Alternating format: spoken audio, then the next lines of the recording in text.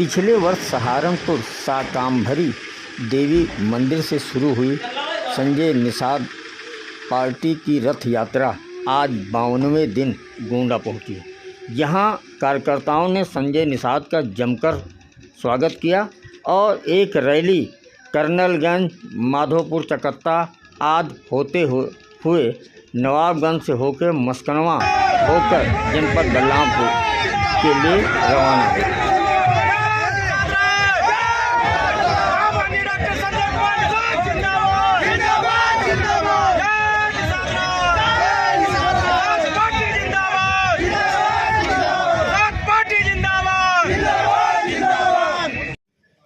प्रदेश के मत्स्य विकास मंत्री संजय निषाद व अपनी पार्टी के राष्ट्रीय अध्यक्ष संजय निषाद ने यहां पत्रकारों से वार्ता करने हुए कहा, एक तरीके से ये संवैधानिक अधिकार यात्रा है। संविधान से सभी समस्याओं का समाधान, संविधान सबको सम्मान, सुरक्षा, समृद्धि देने का एक प्रावधान है। उसमें एक व्यवस्था दी गई है कि जो कमज़ोर है उसे अवसर प्रदान किया गया आरक्षण का संविधान में, और जो मजबूत लोग हैं उनसे मदद लेकर सभी लोग देश की व्यवस्था को सुधारेंगे। उसमें आरक्षण अधिनियम 341 है, जिसमें व्यवस्था दी गई है कि मजबूत घोड़ा, कमज़ोर घोड़ा दोनों एक साथ रहें तो मजबूत घोड़ा कमज़ोर घोड़े का भी हिस्सा खा जाएगा। इसलिए कमज़ोर को व्यवस्था दी गई है कि उसको बेटे को, क्योंकि वह ऐसी व्यवस्था है, ऐसी जातियों का समूह है कि जो चमड़े का काम करेगा उसको लेदरमैन चमार भाई कहा जाएगा, और जो कपड़ा धोएगा उसको धोबी भाई कहा जाएगा, और जो नदियों में अंग्रेज़ों मुगलों को मारा हो, भगवान राम को उतारा हो, उस केवट मल्लाह को मझवार कहा जाएगा। उसमें व्यवस्था दी गई संविधान सभा में कि इनका बेटा सरकारी स्कूल, सरकारी पैसे से पढ़ेगा, सरकारी व्यवस्था से आगे बढ़ेगा, हर महीने उसे छात्रवृत्ति मिलेगी, उसकी नौकरी रिजर्व है, उसके सब कुछ जमीन जायदाद, उसकी संवैधानिक सुरक्षा दी गई है कि उसे कोई भी अपमानित करेगा तो जेल जाएगा, और जो अधिकारी कर्मचारी भी हिला हवाली करेगा वो भी जेल जाएगा और सीधे नहीं होगा उसका बेल। तो ऐसे में निषाद जो है अनुसूचित जाति की सूची में 14 प्रदेशों में यह रिजर्वेशन का लाभ पाता है। दिल्ली में है, उत्तर प्रदेश में मझवार है। 1961 तक 91 तक ये अनुसूचित जाति की सूची में सूचीबद्ध गिनती होती थी, लेकिन कुछ धोखेबाजों ने इनका वोट लेकर एक अधिसूचना, दिल्ली की अधिसूचना से अधिकारियों को सूचना दी गई कि जाओ जनता को सूचना दे दो, बच्चों को पढ़ाओ, आगे बढ़ाओ। तो गोंडा में भी ये लगभग 55 दिन की यात्रा हो गई, और हम हर जिलों से, इधर से सहारनपुर से सोनभद्र तक जाएंगे। इनको जगा रहा हूँ, इन्हें बता रहा हूँ कि आप लोग एक टोपी, झंडा, नारा लगाओ, फिर अपना सहारा से, जिससे अब बंदूक में नहीं बटन में ताकत है।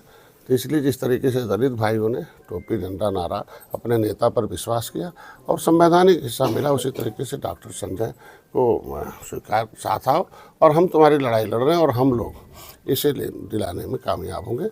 जिस तरीके से त्रेता में भगवान राम और निषाद राज उस प्रयागराज की धरती पर रात्रि विश्राम किए थे, वहाँ निषाद राज के किले को एक 56 फुट की मूर्ति लगाया, उसका भी उद्घाटन किया प्रधानमंत्री जी ने, और प्रयागराज की धरती को निषाद राज की धरती के रूप में उन्होंने संबोधित भी किया।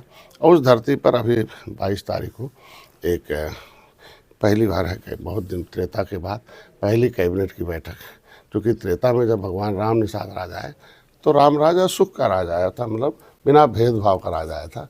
तो फिर से वो बैठक 22 तारीख को वहाँ आ रही है और बिना भेदभाव की आ रही है। और जिस तरीके से अयोध्या में हम लोग आए थे, वहाँ बैठक हुई थी, उसी तरीके से 22 तारीख को है। हम लोग कल ही शाम को पहुँच जाएंगे और सभी लोग मिलकर उस प्रयागराज की धरती पर दुनिया से जितने भी आ रहे हैं उस कुंभ में, महाकुंभ जो भव्य और दिव्य है, डिजिटल कुंभ है, उसमें हम लोग स्वागत के लिए पहुँच रहे हैं। आप के व्यवस्थाओं पर सवाल उठा रहे हैं, उस पर आपका क्या कहना है? देखिए, कोई भी विपक्ष के पास बयानबाजी के अलावा कुछ है नहीं। विपक्ष वाले भी कभी सत्ता में रहे हैं, जो सत्ता में रहा हो उसको ये कहना चाहिए कि मेरे समय था, यह व्यवस्था थी और यह व्यवस्था हटा ली गई। अभी व्यवस्थाओं में बहुत कुछ जोड़ दी गई है, उनकी व्यवस्था हटाई नहीं गई, बल्कि उनके समय नहीं दे पाए थे, उसमें उसको कई गुना ज़्यादा व्यवस्था हम लोगों ने उसे दिया है। शादी का कहना है कि वहाँ महाकुंभ के तो वहाँ गंदगी फैल रही है, तो आपका कहना है गंदगी फैलाने के लिए महाकुंभ? अब चूँकि नाम ही अंसारी लिखा हुआ है, तो कभी उनके मुंह से सम्मान सुना गया हो हिंदू धर्म का, कभी गंगा पवित्र निषादों का। क्योंकि देखो, अगर गंगा के अब प्रयागराज के बारे में कोई कहता है कि उस संगम के बारे में कुछ बोलता है तो माना जाएगा कि निषादों के वो सम्मान पर बोलता है, क्योंकि वो धरती हमारी है, संगम हमारा है, वो हमारे निषाद राज की धरती रही है। ये नहीं, ये प्रमाणिक दस्तावेज है, वहाँ निषाद राज के किले हैं 3 किलोमीटर में। तो इस तरीके से अगर जिसे भी निषादों को वहाँ कोई भी ठेस पहुँचाता है इस तरीके की बयानबाजी करके, तो निषाद एक तरीके 18% है, उन्हें अपमानित करने का काम करता है और भारतीय संस्कृति को अपमानित करता है। इसका जवाब इलेक्शन में जनता दे रही है 2014 से लगातार। अच्छा, आप वहाँ को कुंभ जा रहे हैं, योगी कैबिनेट जा रही है, वक्फ बोर्ड के लोग कह रहे हैं हमारी ज़मीन है, हमारी ज़मीन पे कुंभ हो रहा है, तो क्या आप लोग उनकी ज़मीन पे जा रहे हैं कैबिनेट करने के लिए? तो जब जहाँ राम मंदिर था वो भी कहते थे हमारी ज़मीन थी, लेकिन सुप्रीम कोर्ट होता है लोकतंत्र में, उसने किसकी ज़मीन साबित किया मालूम हो गया। तो आज के दिन में वो तो निषाद राज की धरती है।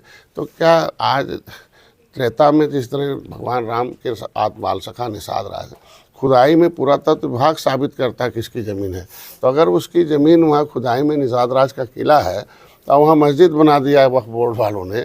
तो इसीलिए तो कहते हैं कानून आ रहा धीरे से। ये वक्फ बोर्ड के लोग अपना बोर्ड घर में लगाने नाम बैठा कर कांग्रेस सपा बसपा तमाम 18% आबादी पूरे देश में समुद्री एरिया में, 60% लोग देश में भूमिहीन हैं, 40% भूमिहीन है। मैं तो सौभाग्यशाली हूँ कि प्रधानमंत्री जब राम मंदिर बन रहा था तो सबसे पहले चाय पीने न्योता देने निषाद के घर गए, माझी के घर गए और सबसे पहले चाय भी बैठ के पी। जिस समुदाय की उस बैठने का मतलब था कि पिछली सरकार के उस नीत और नियत को